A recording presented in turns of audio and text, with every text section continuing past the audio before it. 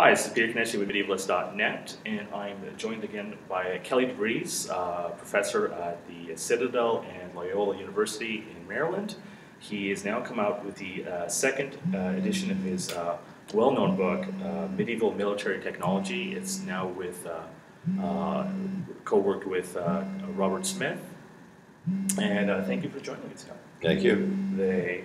Well, it's been about 20 years or something since the first edition has come out. Mm-hmm. Why do we have a second edition? Well, they've wanted me to do a second edition for a very long time, probably a decade. And,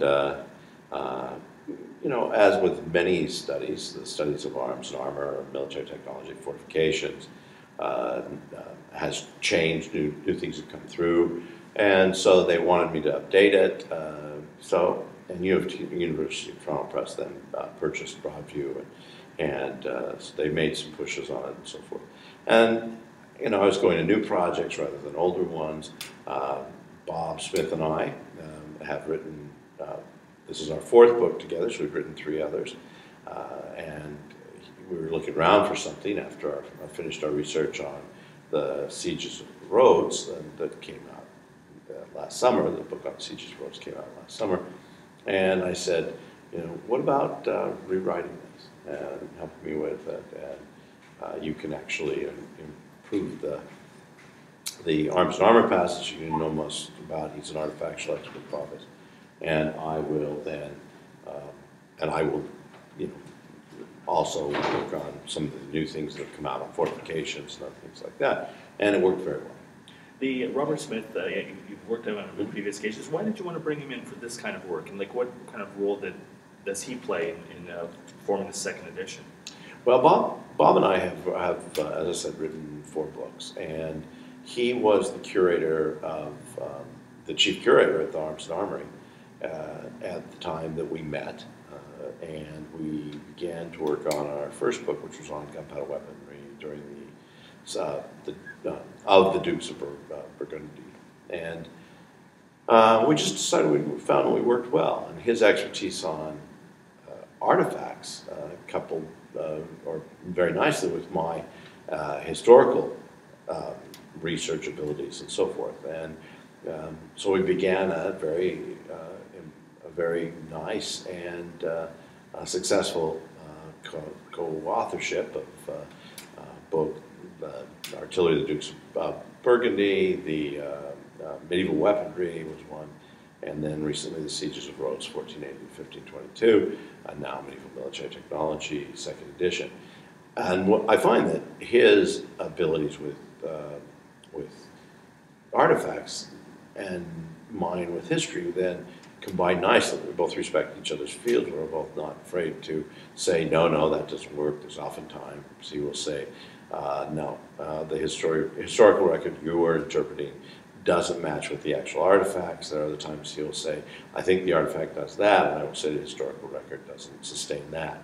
And so, we sometimes go back and forth on things for a while, but ultimately we get a good compromise, and I think the works are better because of it. Since the first book came out, we've seen a plethora of kind of scholarship about medieval military history, thanks to efforts with you through De Re Militari, through lots of different scholars that have come up.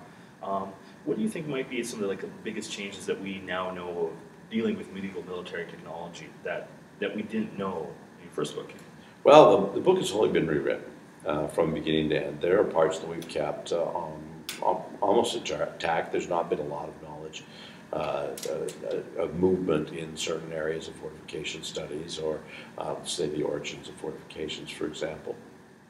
And so that area is remained, fix up the language and other things. But in many other areas, there have been great strides. For example, in the history of Greek fire, that entire thing has changed, and no longer is it satisfactory to simply say, oh, well, it was secret, and that's why we don't know anything about it. Actually, we know quite a bit about it, and so that had to be completely rewritten. I added a section on siege machinery, because I had not taken that into consideration in the first book, so a new section is on that. And so basically there's been things that have come out, the gunpowder weaponry, which is perhaps the most active of all the military history genres for recent research, that has been completely updated. So everything in that is completely new. And there are suppositions that were made in the first edition that are no longer here in the second edition, and more suppositions made in the second edition. I think a lot of people are now testing, being able to kind of go out and see if like various gunpowder recipes work. We'll be able to kind of put more of a scientific. Oh yes, able to put more of a scientific thing, and it's always been a problem when people go out and test things. We have the Society for Creative Anachronism, and they have lots of enthusiasm, and actually have led us to understand certain things about various military technology. But their enthusiasm sometimes outweighs what might or might not have occurred on the battlefield, in the siege on sea. There are other organizations. I belong to the Historical Ordnance Workshop, as does Bob Smith out of Nykøbing in Denmark, and that has been instrumental in discovering how our gunpowder has worked, how incendiaries work, and how with original gunpowder mixtures, with sulfur out of sulfur mines and medieval sulfur mines, saltpeter out of saltpeter plantations that are in India that are similar to the way they would have made it in the Middle Ages. And that has given us a real different perspective on a lot of these incendiaries and gunpowder, and has led us, again, to kind of draw back some of the enthusiasm of others, the military revolution crowd, for example, and say, there are some major events taking place there, and you can't lump them all together. And so what we again have is an evolution of technology rather than an evolution of technology. Well, thank you so much. Your book is through the University of Toronto Press. It's just come out, and you should expect to see it in bookstores everywhere. Yeah. Or University of Toronto Press sites, Amazon, everything.